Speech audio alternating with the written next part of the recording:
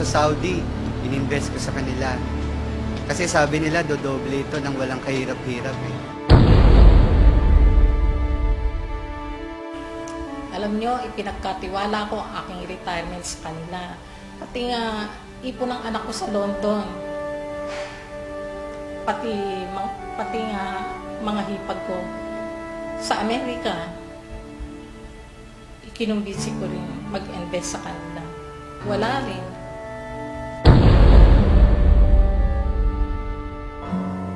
Noong una, nakakapagbigay pa sila.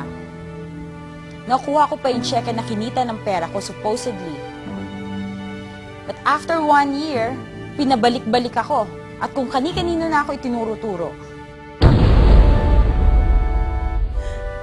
Paano na kami ngayon? Saan ako lalapit? Lahat ng pinaghirapan ng pamilya ko napunta lang sa wala. Ano nang kakainin ng pamilya ko?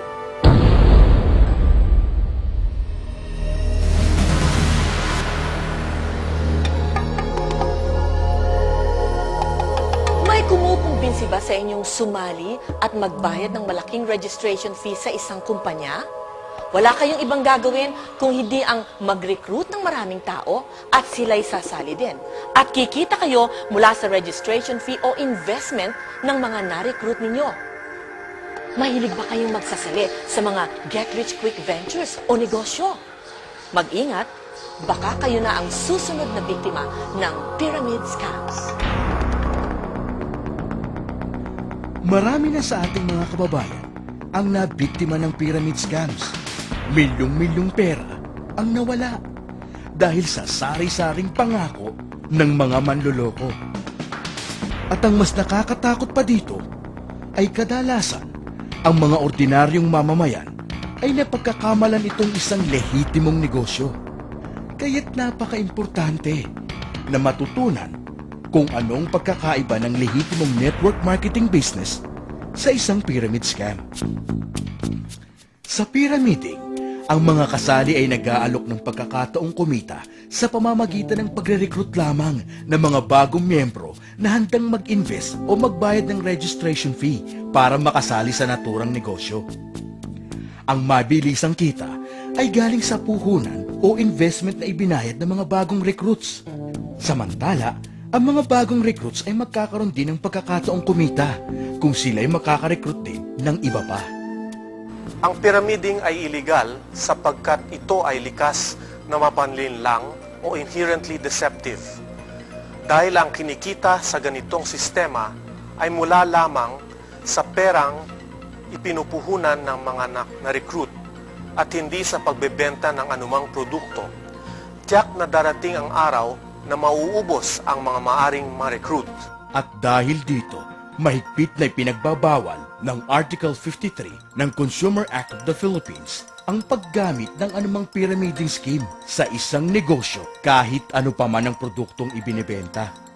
Ang Direct Selling Association of the Philippines o DSAP sa pakikipagtulungan sa Department of Trade and Industry ay naglunsad ng isang anti-pyramiding education campaign para sa inyong protection. Gaya ng kahit na anong negosyo, ang layunin ng isang legitimate direct selling o network marketing company ay ang pagbebenta ng kanilang lehitimong produkto. Kaya't ang ibinabayad na komisyon dito ay base sa product sales. Sa isang pyramid scam, ang pangunahing layunin ay ang pagre-recruit ng maraming tao at hindi ang pagbebenta ng produkto. Ang Direct Selling Association of the Philippines ay samahan ng mga lehitimong kumpanya na mahigpit na ipinatutupad ang legal na compensation plans ng bawat kumpanya at nagsasagawa ng tamang paraan ng negosyo ayon sa Code of Ethics ng World Federation of Direct Selling Associations. Para mapadali ang inyong pagkilatis, kung ang isang kumpanya ay lehitimo at hindi nanloloko, narito ang 8-point test na dapat pagbasihan ng inyong desisyon. Una, may produkto bang ibinebenta? Ang mga pyramid scams ay kadalasang walang produktong binebenta. Kung mayroon man, hindi ito nangangahulugang lehitimong negosyo. Kailangan pa niyong suriin ang mga puntong sumusunod.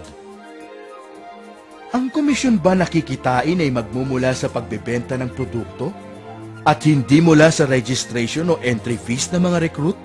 Kung kumikita ka sa pagre-recruit lamang at ang kinikita mo ay galing sa registration fees ng mga recruit mo, mag-ingat ka.